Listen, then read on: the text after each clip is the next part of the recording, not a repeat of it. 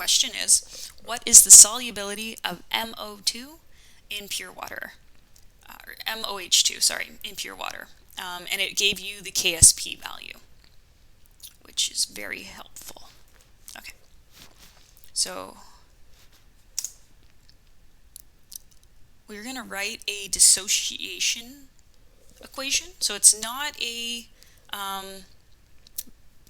balanced chemical equation because there are no, it's not two things reacting to each other. It's just a dissociation of this molecule because it says in pure water. So that was kind of the hint that it will ionize when it's in water.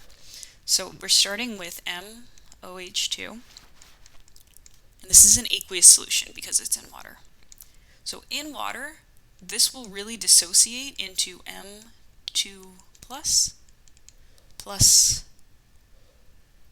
OH minus, all aqueous. So we do still need to balance this out to make it accurate. So the only thing we need to take care of is that we have two OHs on the reactant side, so we just need to put a 2 in front of the ion. Now to be able to do this, you are going to have to do an ice table. So I is initial concentration, C is the change in the concentration, and E is what it is at equilibrium. Sorry, this is solid, not aqueous. We started with solid. Okay, so when you do an ice table, you only need to take into account anything that's aqueous. So we don't care about this.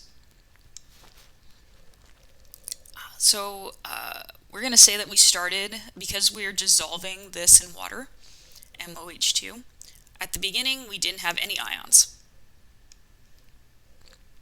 Then we had a change. We're going to increase, as it dissolves, you're going to increase the amount of M2 plus ions and increase the amount of OH minus ions.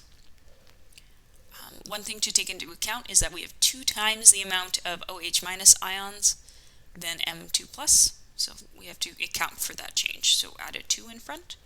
So then at equilibrium we have X of M2 plus and 2X of 2 OH minus.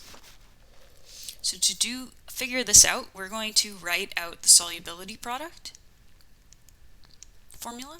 So it's KSP equals, we're only including the aqueous, the soluble ions. So the concentration of M2 plus, and then we need to take into account the concentration of OH minus. And because there are 2 OH minus to M, we're going to square that value. So now I have all of the values that I need. I just need to start plugging things in. So our KSP is given in the question. So it's 4.5 times 10 to the negative 18, which equals X times 2X squared. So now all you have to do is rearrange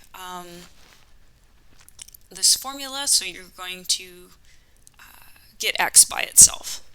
So after you've rearranged and done the calculations, you will find that X equals to 1.1 times 10 to the negative 6 molar. Or you could write that out as moles per liter. It's the same thing. So that is your solubility of MOH2 in pure water, based on this solubility constant.